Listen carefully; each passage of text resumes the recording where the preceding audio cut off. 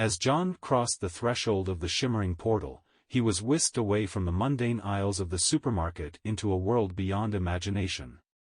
The sensation was unlike anything he had ever experienced before. It was as if he had been plucked from one reality and deposited into another, entirely different and utterly enchanting. The transition was a swirling vortex of colors and sensations, a symphony of light and sound that played with his senses. He felt weightless, as if he was floating in an ocean of hues that shimmered like precious gemstones. The air around him crackled with energy, and a soft, melodious hum filled his ears. It was the kind of music that resonated not just in his ears but in the very core of his being.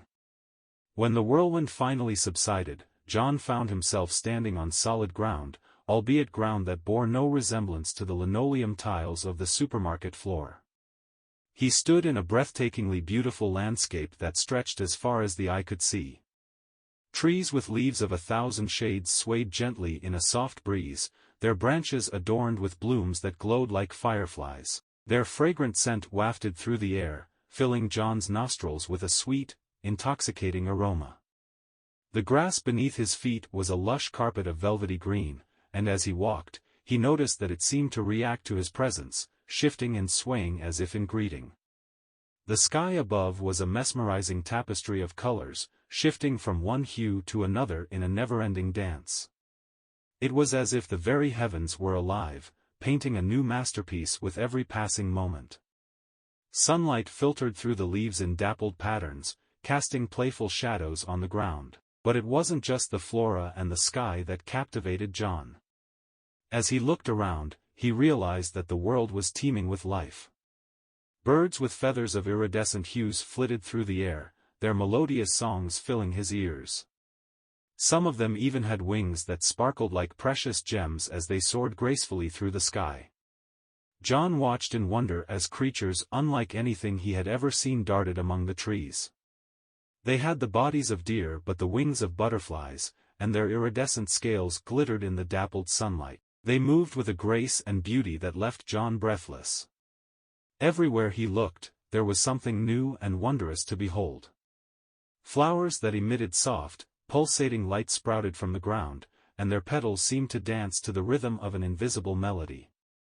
Streams of crystal-clear water meandered through the landscape, their banks adorned with vibrant, exotic vegetation. John could hardly believe his eyes. This place was like a dream he never wanted to wake up from. The ordinary world he had known seemed dull and lifeless in comparison, but as he took in the breathtaking scenery, he couldn't shake the nagging feeling of confusion that had settled in the back of his mind. His initial sense of wonder began to give way to a growing sense of unease. He had no idea where he was, how he had gotten here, or what this place meant. He felt like an intruder in a realm of beauty and magic, and the more he tried to make sense of it, the more bewildering it became. John walked further into this colorful world, his footsteps seemingly guided by an invisible hand.